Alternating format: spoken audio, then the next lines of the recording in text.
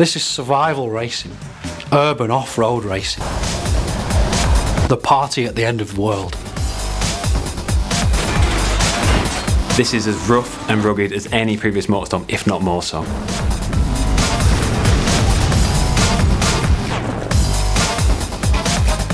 So what we're here to do is put a couple of diaries together that really try and explain the two major modes in MotorStorm Apocalypse. Festival mode is the main single-player campaign in MotorStorm Apocalypse. You'll race amongst buildings which are falling down around you, on the beaches, down in tunnels, in the sewers. In this game, the festival represents a much more story-driven campaign. Every race has a sense of persistence. You go from track to track, and whatever happens in the last race will follow over into the next race. What we've got in Festival are 3 different difficulty levels. They're each driven by a different character. A rookie character, a guy we call the Pro, and Big Dog, the veteran. And you race as every character. You don't pick one of them. We've created much more accessible races in the start, and then much more challenging races at the end for the hardcore. So Festival mode, we're aiming for probably around 7 to 8 hours of gameplay for a player that's familiar perhaps with racing games. But of course, there's much reason to go back and replay for the festival, because now we have a lot of unlocks and hidden items actually to find within the festival mode. I mean, we're aiming for somewhere in the region of 40 bespoke races, and that's more than we've ever had in the series before. If you play a lot of racing games, you'll know it's really important to be able to learn the track to get better and better at it. So whilst multi-events will play at the same time when you play through the same race, there's a lot of emergent possibilities.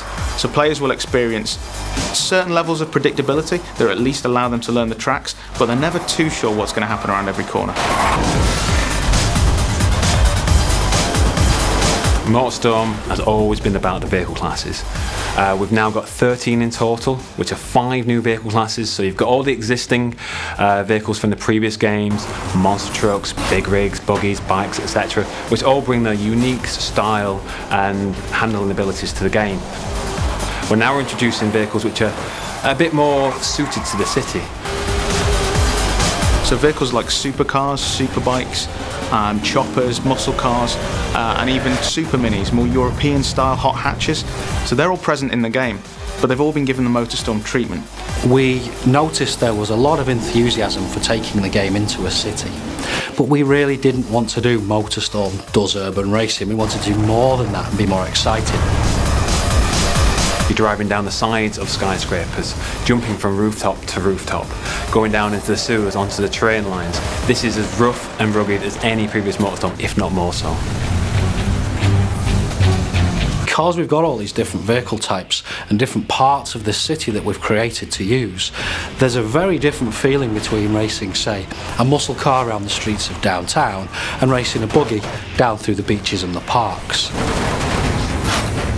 We made a very deliberate choice to give the player, or hand-pick the player, a vehicle for every race within the festival. And the reason being is that we can then tailor the grids, the AI that you're playing against, around that vehicle choice. For example, one of the races may feature the player on the bike, but then every other AI competitor has a big rig, and their objective is to just take you out. So you have to survive this race more than anything else.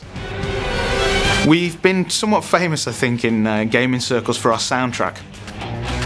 This time around, we've gone for a completely different approach. We've got one of the world's leading movie composers, Klaus Badelt, who, for example, did the Pirates of the Caribbean soundtrack, and he's created 4 amazing pieces of music.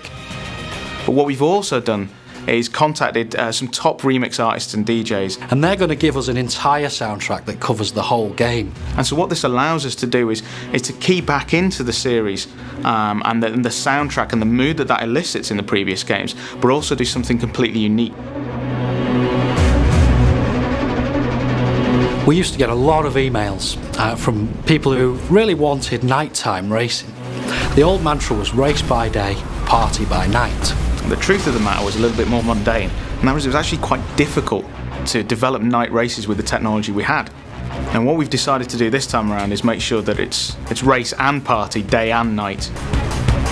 And we're never going to race kind of in the middle of the night, because we found it just isn't particularly enjoyable.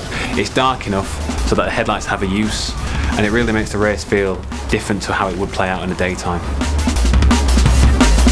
We've added life to the city in the form of a private military contractor and a bunch of crazy looters.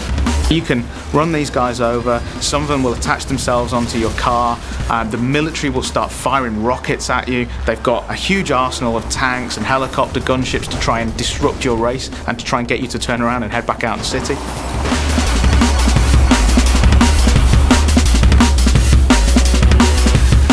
When you play the game, it feels different. It feels like no type of off-road racing experience you've had and no type of urban racing experience that you've had before. They kind of come together really nicely to offer a whole fresh take on this type of experience.